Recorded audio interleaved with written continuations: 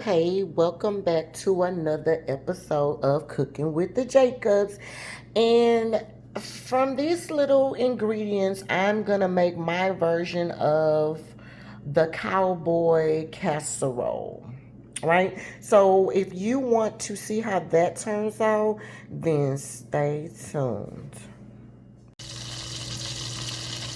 All right, y'all, we are back. And in this pan, I'm just sauteing some butter and some, just a little olive oil in there. Just some extra virgin olive oil and a little half a stick of butter. We want to saute some onions real quick. Some of y'all may be asking, what is a cowboy casserole, right? If you have never heard of it. So while I'm sauteing the onions, I can tell y'all a little brief description on it, I guess, right? But basically what it is, it's just like a taco meat type of mix that I kind of took up a notch. It's a one pan, one pot meal. Well, actually, it'll be two pans, but one pan, one pot.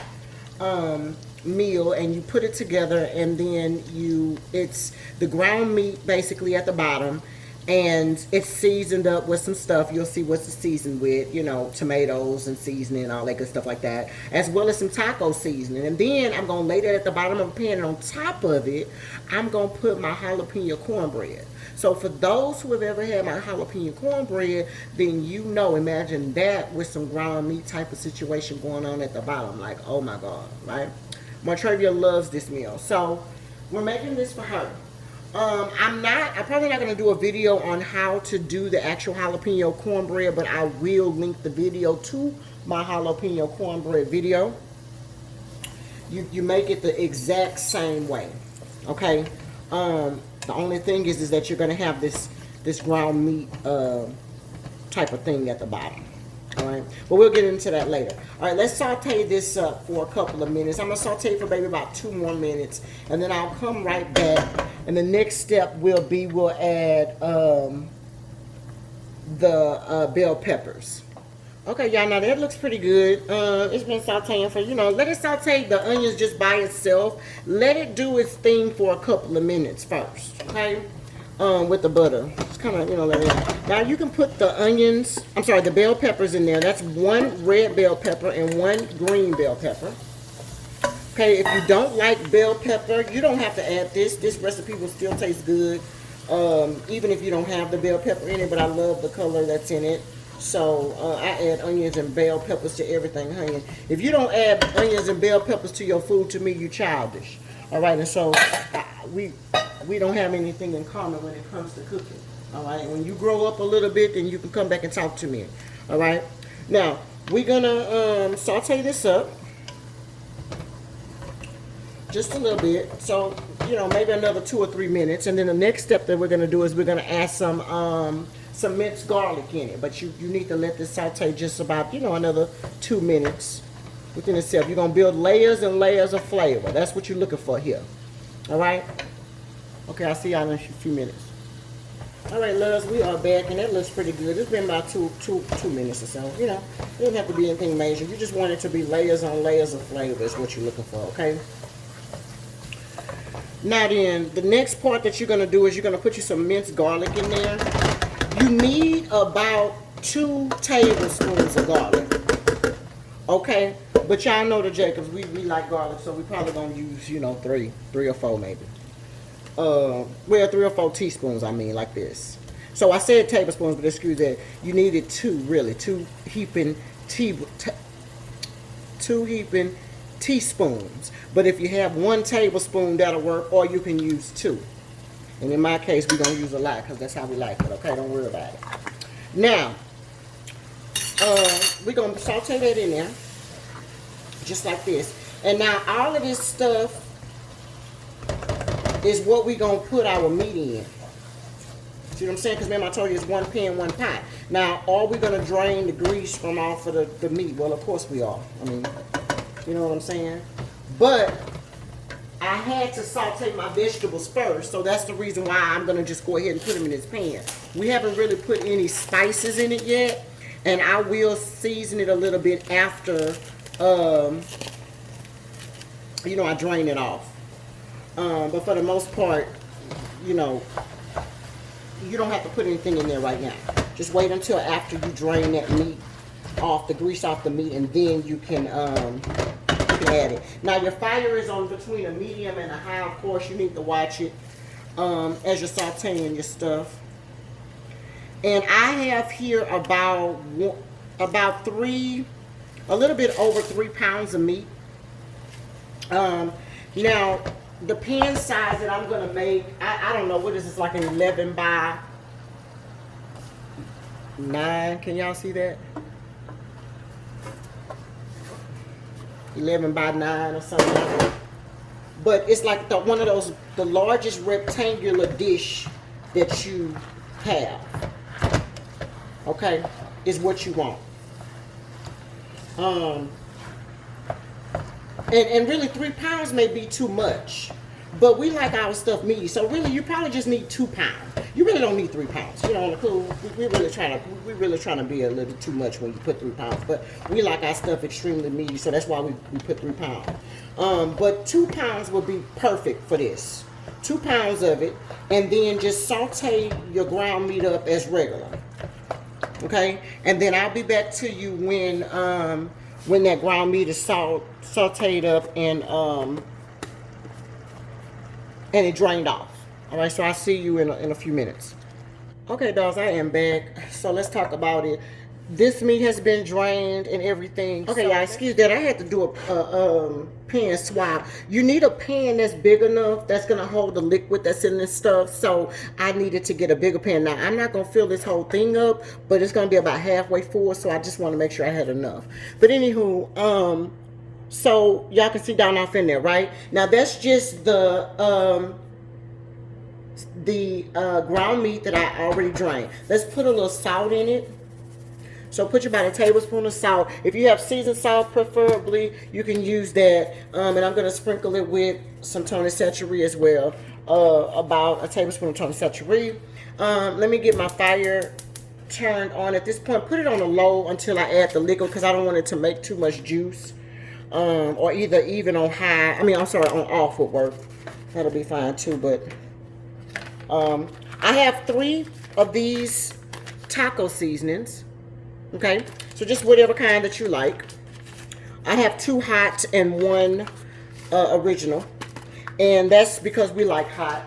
If you don't like hot, then I would get all original, or you know they have the mild. If you can't even handle the original one, they have the mild as well. But we're gonna do 2. We're gonna do 2 spices and 1 1 regular. Now I don't mind the hot because remember I'm making jalapeno cornbread on top of it, so this dish will be kind of hot. I'm also gonna add about a half of a tablespoon of cayenne pepper to that. Okay, now remember you can omit that if you do not like spice. All right. Okay, now you're gonna just put that in there. Then I have one whole 28-ounce can of diced tomatoes. All right, I'm gonna pour that in there. Okay, boom, so that's 1 diced tomato in there, 1 whole 28-ounce can. And then I also have a 14.5-ounce can of the fire roasted with garlic. Now you can get, for this, you can get whatever kind you like. On the cool, you could have got your 2 big 28-ounce cans, and that probably would have been good. 2 big 28-ounce cans, and you might have needed 1 smaller one. But if you was making less than 2 pounds or 2 pounds or less, then you would just need 2 28-ounce cans, and you will be good to go. Okay, but we like to mix and match ours. I like to mix and match ours in there. All right, so now that's 1 can of that, right? Now we're gonna put 1 more can of the fire roasted garlic in there. This has a lot of tomato sauce. It almost puts you in the mind of maybe like even chili, you know what I'm saying, with all these tomatoes. But you kind of, since you're at the taco season, that's where it stops, at the chili. All right, so that's perfect now. All right, now we're gonna put some. We also have 2 cans of regular tomato sauce. This is the one with the oregano and the garlic and basil. If you can tell, I love that type of flavor when I do anything with tomato sauce. Don't throw away that can, because what you're going to do is you're going to refill that can up, both of them, about halfway full, and clean up all of that extra tomato sauce that's left in the can there. You just fill it up halfway full, and that'll be your liquid, as a matter of fact, that you're going to use for this. So fill up both of your cans halfway, or about 3/4 of the way. No, matter of fact, you know, for my thing, I'm going to fill them up both almost 3/4 of the way. That's how they look, just to give you an idea. And all you want to do is kind of go around it and get all of that excess tomato sauce that you had left, and then just drop that right in there. I'm sure you guys already know that. That's an old school trick. My mama wouldn't leave nothing. She said, no, you take some water in there, you mix that around, you get all your stuff out of there. Okay, and I want all of my stuff out of there, period. All right. All right, so now we got our fire. At this point, we done raised it up. Okay, it's, you know, once you get that liquid in there, you can go ahead and raise your fire up. Put it in between the medium and the high. You want it more so on the high, but, you know. This stuff, we don't want it to be too thin, because remember, it's going to go on top. I mean, it's going to go on the bottom of, it's going to go on the bottom of your casserole. So you're going to have your, you know, your cornbread at the top, and you have your casserole down at the bottom, and you do not want it to be runny. So what we're going to do is, once this come up to a ball, I will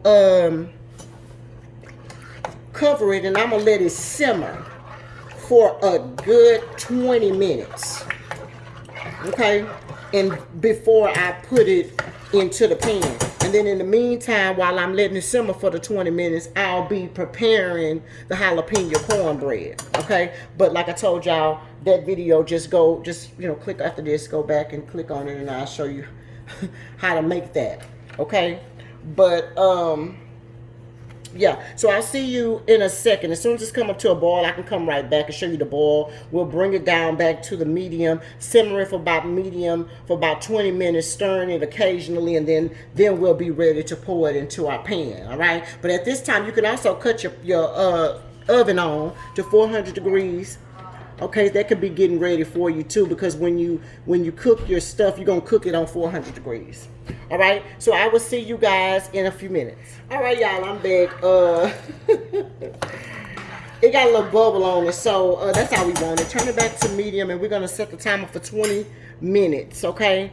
And then we're gonna saute these on between the medium and the low for 20 minutes. Come back and stir it. You do not want it to stick. All right.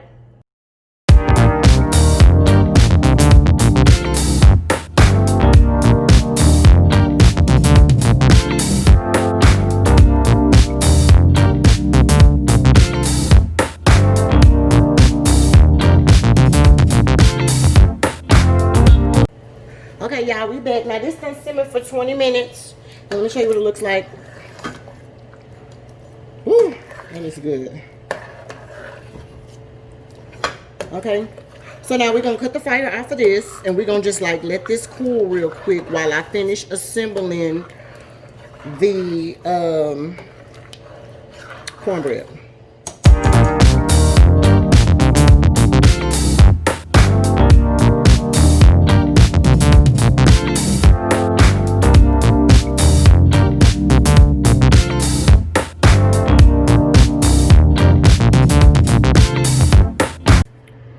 Okay, boom, y'all. So we back. The casserole stuff is ready. So what you're gonna do is you're gonna get your big pan that you have, and you're gonna take all of your pot, and you're gonna just dump it into this thing.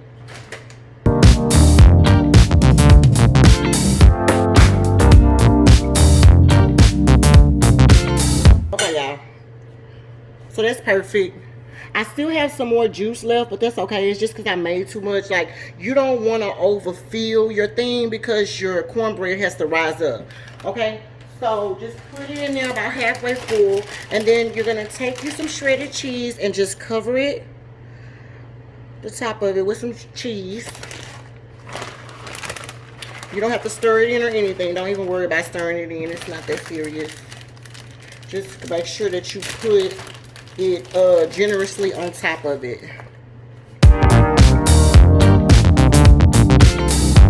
Just like that. Okay, now we're going to take our jalapeno cornbread mixture. And you want to put it all over the top of it, and you're going to spread it out. So you're going to like dump some, and then you need to kind of smooth it out. Because it's going to kind of sit on there. Because you want to kind of get it all over the place. It will spread, don't worry.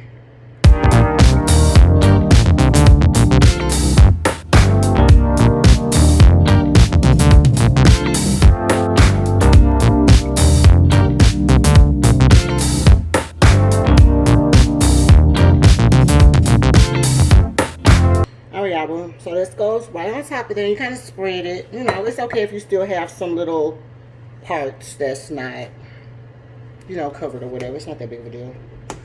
All right. So you got all that in there. And then you're going to take your reserved bacon and just lightly put it on top.